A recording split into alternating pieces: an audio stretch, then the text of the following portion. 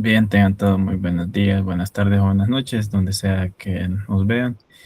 Nosotros somos el grupo 1 del reto 14, que es titulado Correlación Forbush y pulsaciones geomagnéticas. En este caso, pues nosotros haremos un análisis de días geomagnéticamente calmos, que también analizaremos coincidencias de fondo usando NMDB de México y un Teo bueno, eh, con el pasar de la exposición, pues vamos a ir aclarando algunos términos. Me presento, mi nombre es Gerardo Antonio Jovel Hernández, soy de la Universidad de El Salvador, de El Salvador.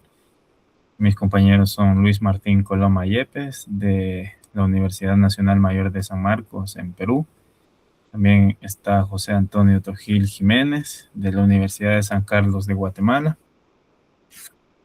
Este es un pequeño resumen de los temas que hablaremos como tal, de objetivos de este trabajo, un contexto previo, una justificación de, de toda esta investigación, un procesamiento de las series temporales, que es básicamente una limpieza, la que haremos en este caso, identificación de periodos también, un comportamiento estacional, analizaremos cada uno de cómo se comporta cada una de estas series, y un análisis de componentes principales, y por último también tendremos unas pequeñas conclusiones. En este caso, pues nuestros objetivos es, como tal, estudiar una relación que exista entre los flujos de rayos cósmicos, entre paréntesis llamaremos NMDB. También estudiaremos una relación entre el campo geomagnético, que en este caso cabe aclarar que serán durante intervalos geomagnéticamente calmos. Nuestra hipótesis inicialmente pues es que en ausencia de tormentas geomagnéticas, la señal debe estar dominada por variaciones periódicas naturales. En este caso lo llamaremos SQ. Eh, un par de conceptos previos para que el, el, el análisis o la exposición de todo dentro de este video pues sea un poco más clara. Como un primer concepto previo, pues tenemos tormentas solares, y estos son eventos básicamente de alta actividad solar que están asociados a erupciones y a eyecciones de masa coronal. Estas erupciones o eyecciones pues son capaces de perturbar el entorno interplanetario y la magnetosfera terrestre.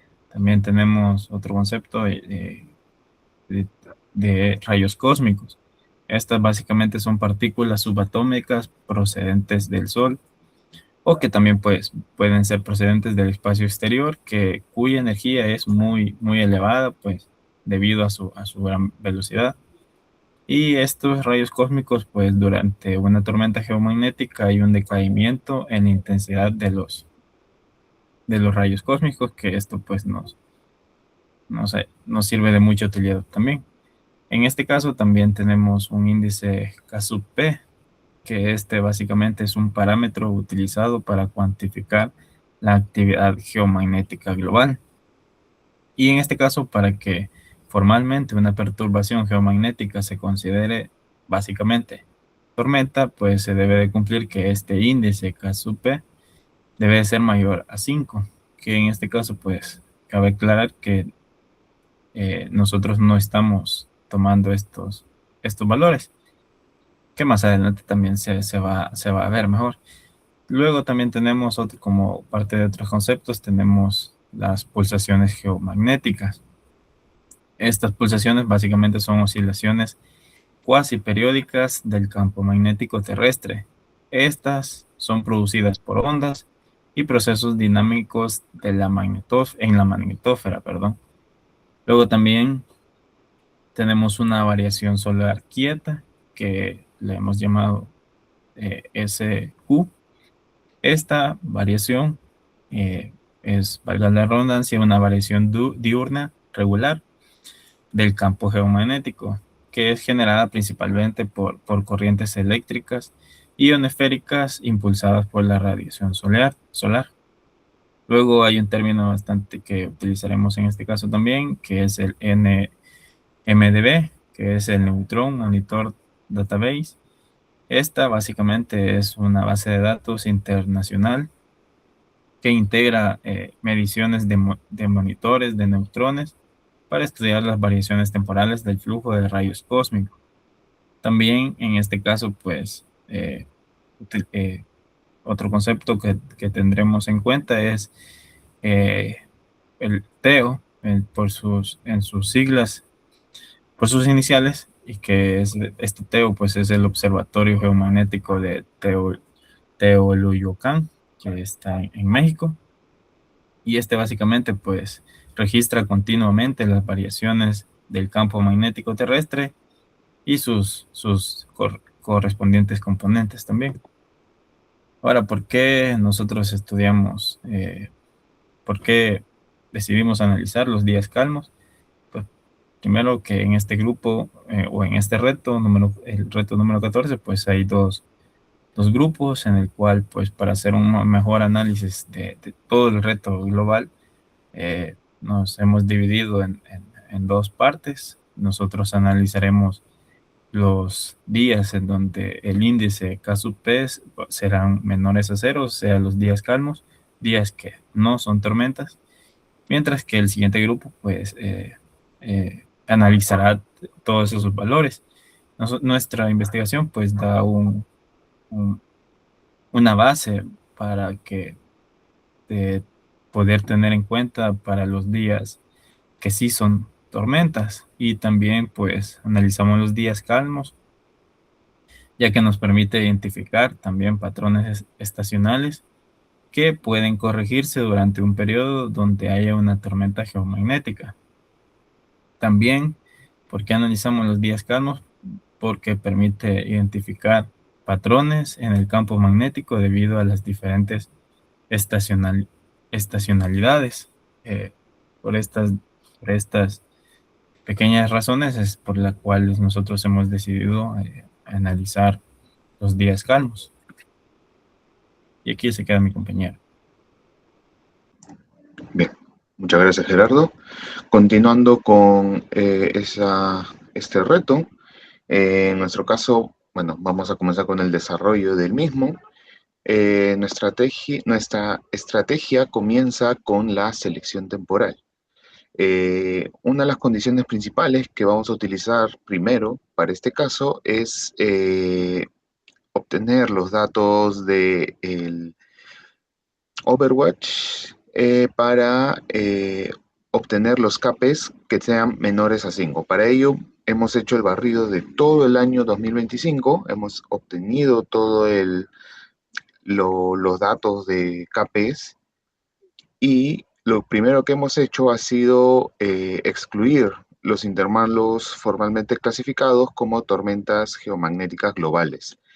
En la parte superior, en esta figura superior, observamos que hay unas ventanas temporales que satisfacen este criterio, como se observan, ¿no? Los días menores a 5 son los días, bueno, son los que están marcados de color rojo, mientras que los que son igual o mayor a 5, pues son de color blanco.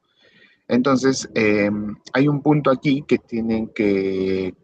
hay que precisar con el término calmo, que el KP menor a 5 significa que estamos fuera del umbral formal de tormenta geomagnética, pero no necesariamente significa ausencia absoluta de perturbaciones.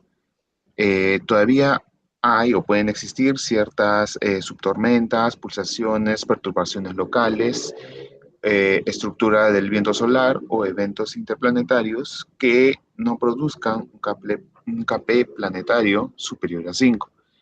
Por ello, nuestro criterio define un régimen de baja o moderada actividad geomagnética global.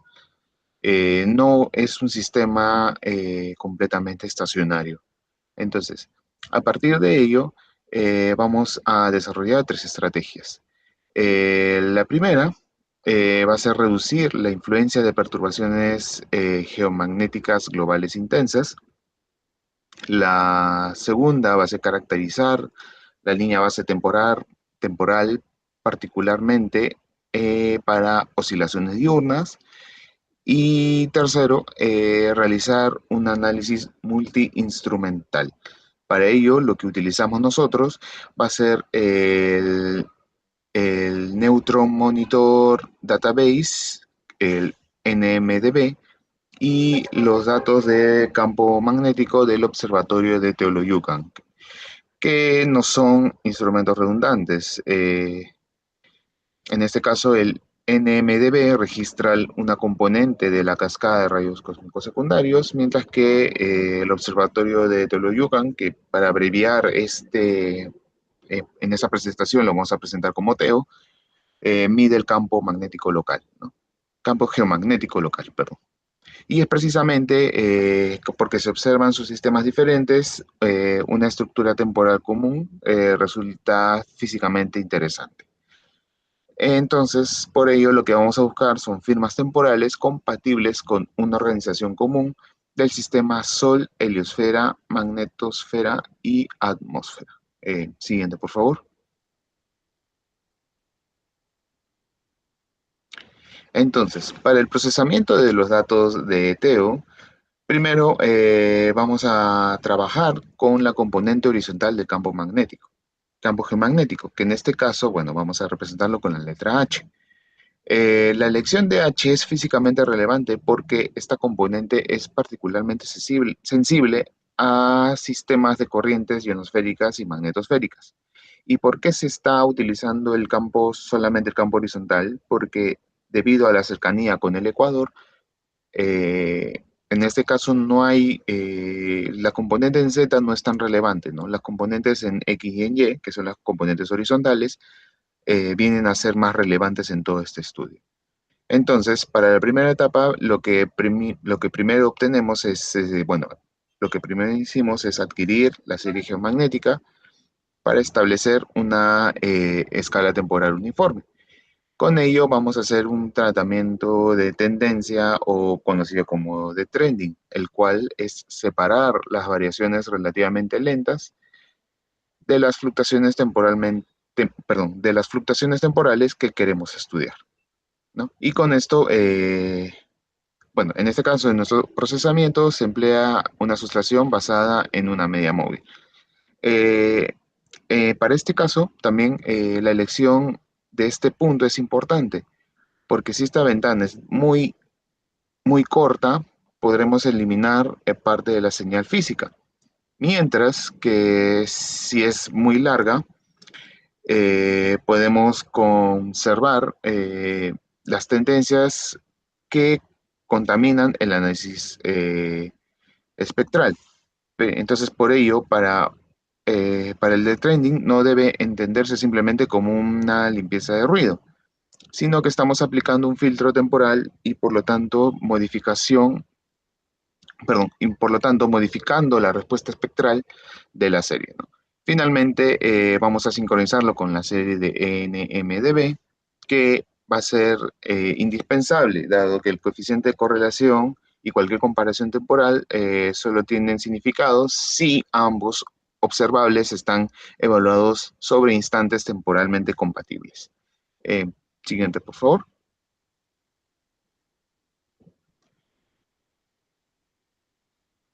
Bueno, aquí vemos que, bueno, estos son los datos que hemos obtenido antes y después del filtrado.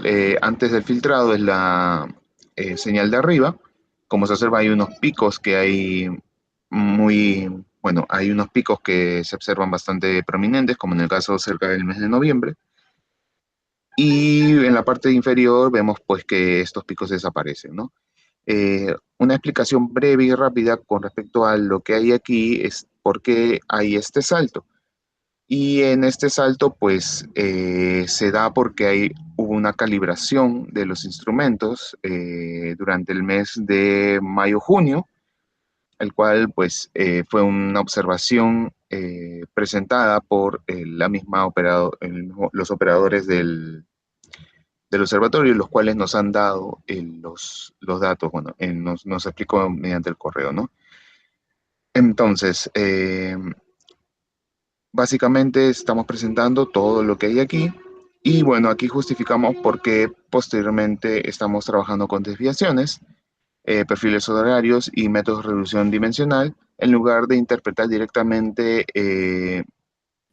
el valor absoluto de la componente horizontal, ¿no? Lo que vamos a ver aquí va a ser una tendencia y qué es lo que estamos viendo, qué es lo que nos quiere decir todos estos datos impresos. Siguiente, por favor. Ahora, el procesamiento de datos de NMDB, eh, nos hemos enfocado en los datos que hay en México, dado que está muy cerca del observatorio de TEO, y por lo cual en esta parte vamos a analizar la tasa de conteo del monitor de neutrones. La señal ya cuenta con una corrección barométrica, por lo tanto no es necesario hacer un procesamiento adicional, y esto es porque directamente el sistema, bueno, en la página del NMDB nos lo dan directamente. Y entonces, en esta corrección es esencial, dado que la presión atmosférica afecta la profundidad atmosférica efectiva, atravesada por la cascada secundaria, ¿no? En este caso, mientras más atmósfera haya, quizás la cantidad de neutrones o rayos cósmicos van a variar mucho.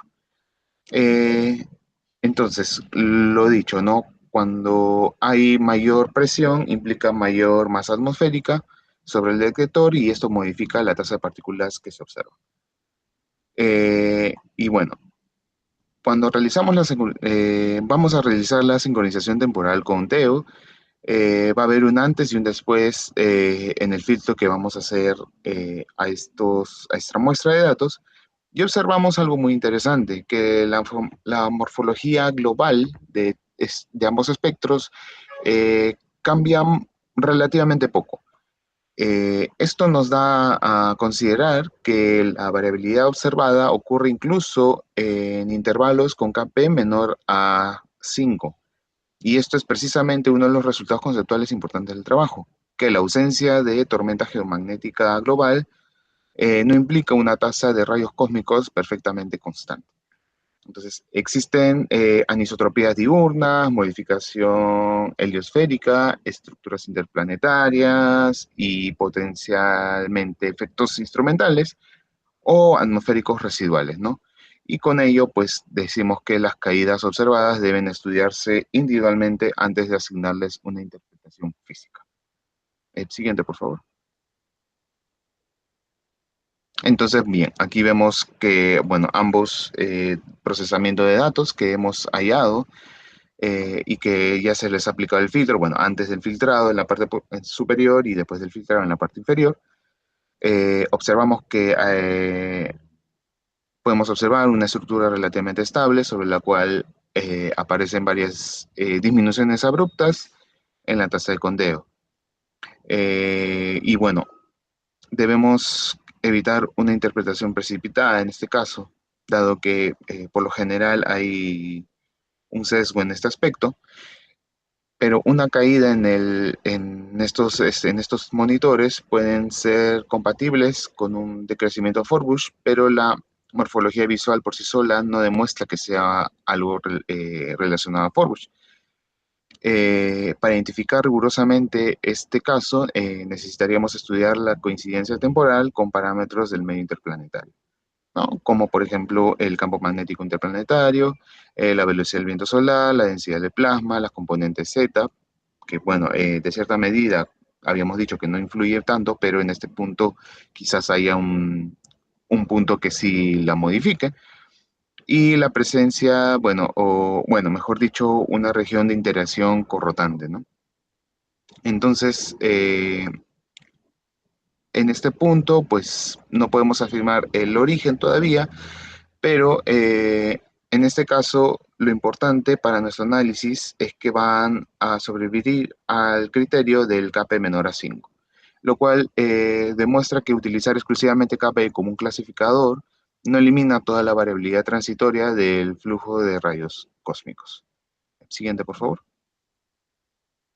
Entonces, como principales resultados, vamos a ver en primer lugar la correlación.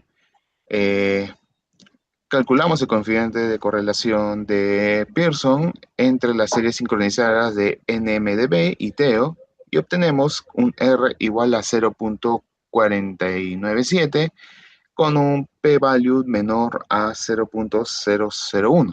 Entonces, ¿cómo interpretamos esto? Primero, el signo positivo en estos casos indica que dentro de nuestro procesamiento de datos y nuestra ventana de análisis existe una tendencia estadística que ambas variables presenten variaciones en el mismo sentido.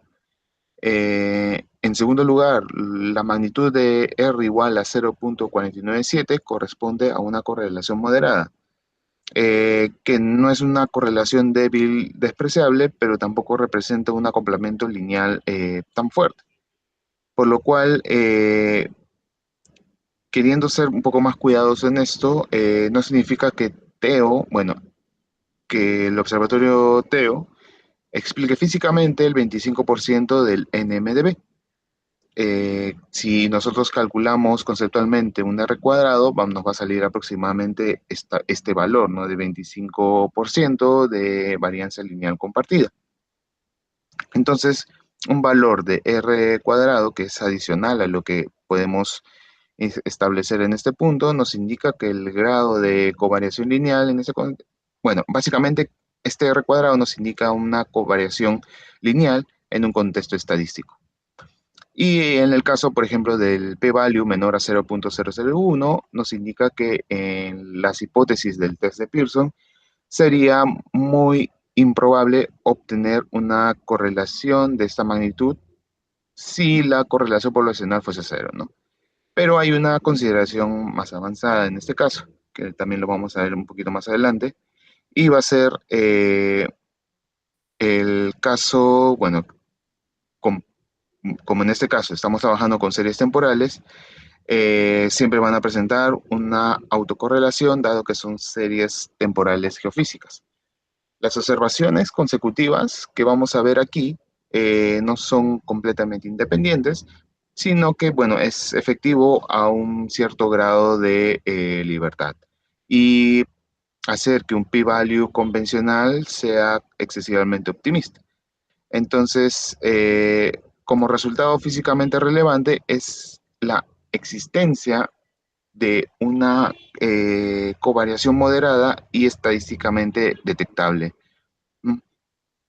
Y bueno, con esto, bueno, el siguiente diapositiva, por favor, creo que ya van a, bueno, le doy el paso a mi compañero José, que va a continuar con este punto.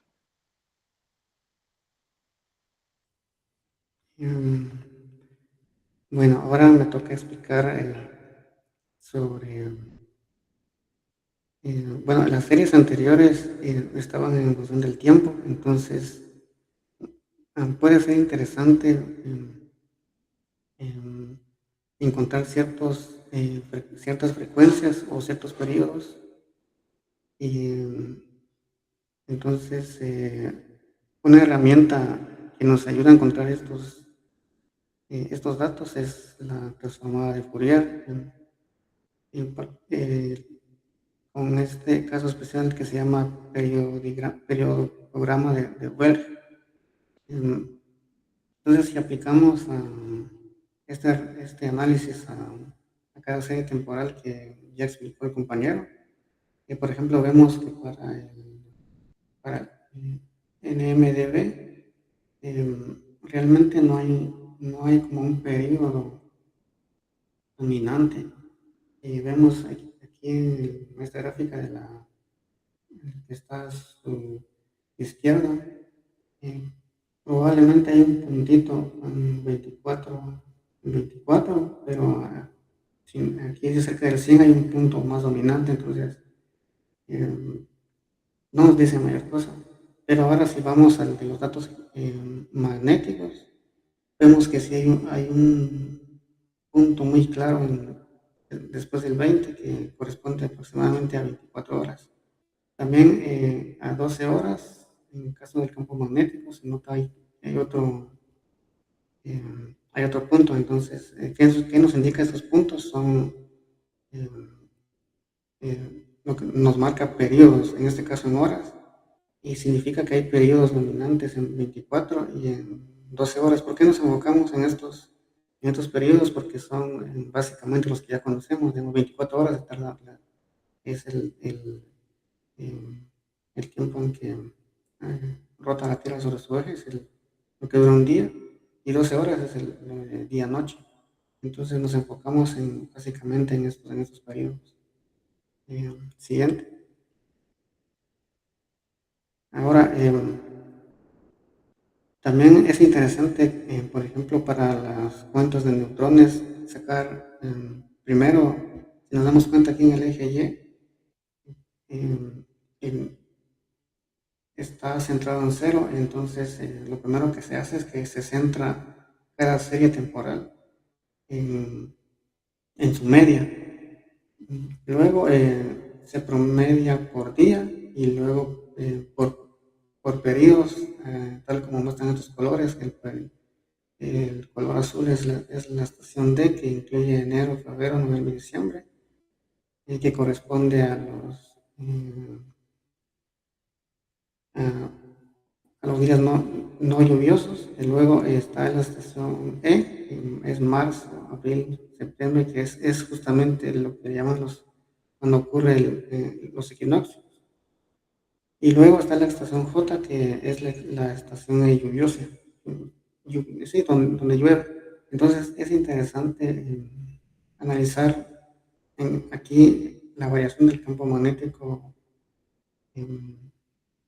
por día. Entonces, si nos damos cuenta, hay un máximo aproximadamente entre las 12 y las 15 horas en las tres estaciones. Hay que aclarar que aquí no se agarraron los datos así, no se ha eliminado tendencias, lo que puede, si se eliminan esas tendencias, pues se puede mejorar un poquito encontrar estos picos. Pero la idea de este gráfico es en qué horas del día es donde es más intensa y las cuentas en este caso de los neutrones. Y encontramos que es entre las 12 horas a las 15 horas en las tres estaciones. El siguiente. Similarmente para el campo magnético, se me olvidó mencionar que generalmente los instrumentos marcan el tiempo en hora UTC, entonces hay que, para que esté acorde al horario local, hay que convertir esto a hora local. Aquí el procedimiento similar, se centra en la media y luego se calculan los promedios, pero aquí pasa algo, aunque en las estaciones E y J ocurren los máximos, pongamos mediodía, que son las 12 horas. Para el caso de la estación D, que sería en verano, se desvía un poquito casi entre las 7 horas, probablemente porque también a lo largo del año va variando las corrientes de chorro en la ionosfera. Entonces aquí esto no se conoce muy bien, pero esto es lo que tenemos. Siguiente.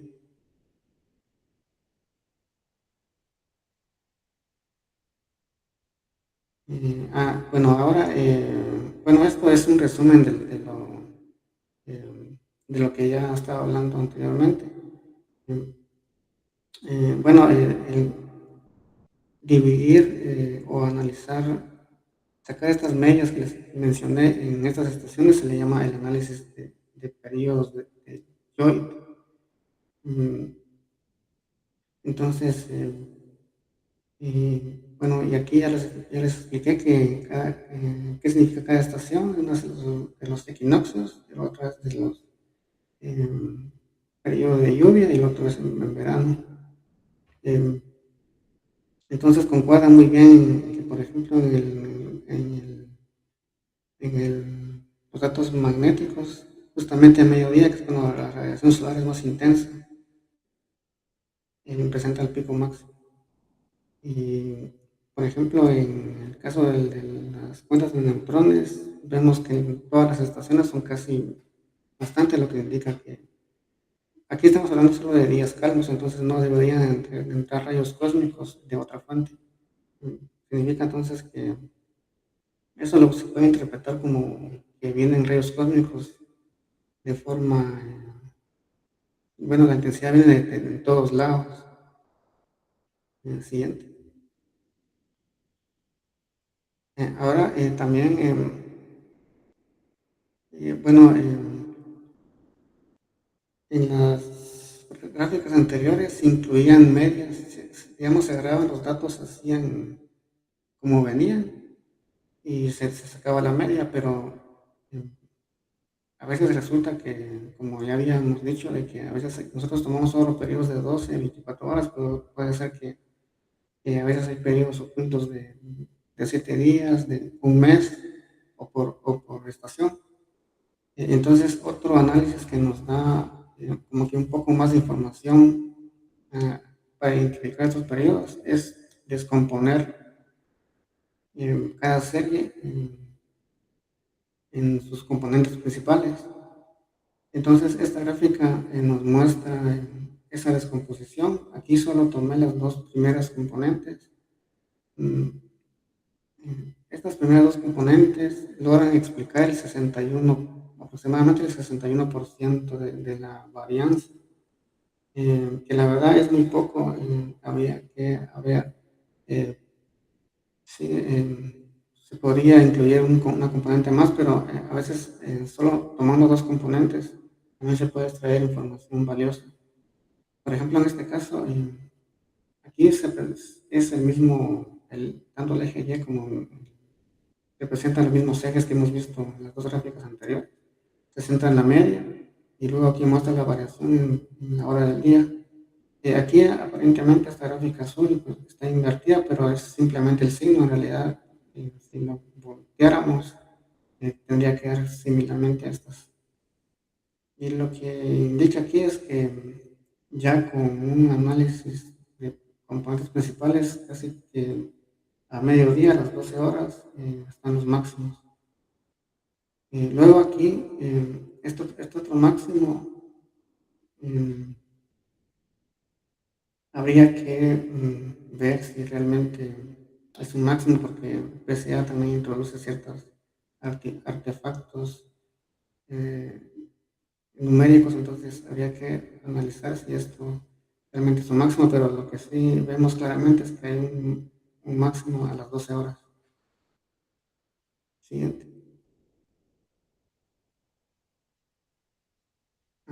Bueno, este es un resumen de lo que hicimos. Primero, para días calmos, como ya los ya explicaron los compañeros, se toman todos los valores de este índice K sub P, que sean menores a 5.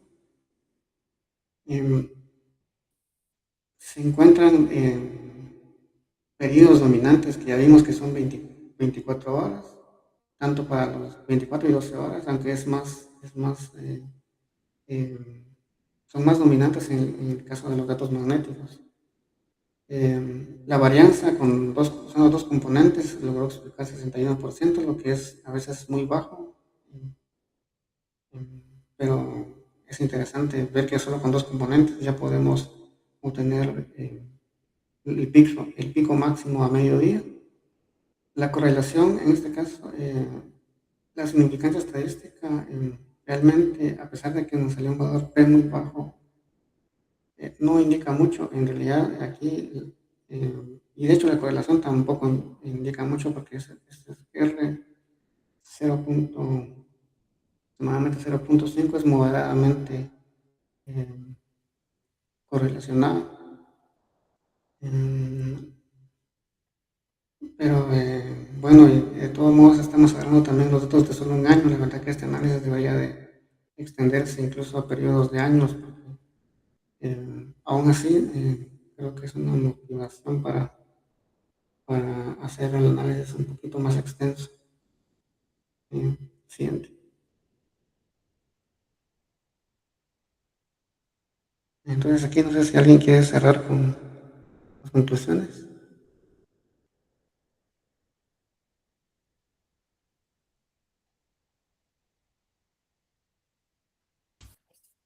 Bien, aquí ya para ir terminando toda la exposición, pues vemos que el análisis espectral pues evidenció periodicidades dominantes en 24 y 12 horas, mayormente bueno, claramente en 24. También vemos que hay una correlación entre TEO y el NMDB, eh, que tenemos un valor de 0,497, que revela pues básicamente un acoplamiento moderado entre rayos cósmicos secundarios y variabilidad geomagnética.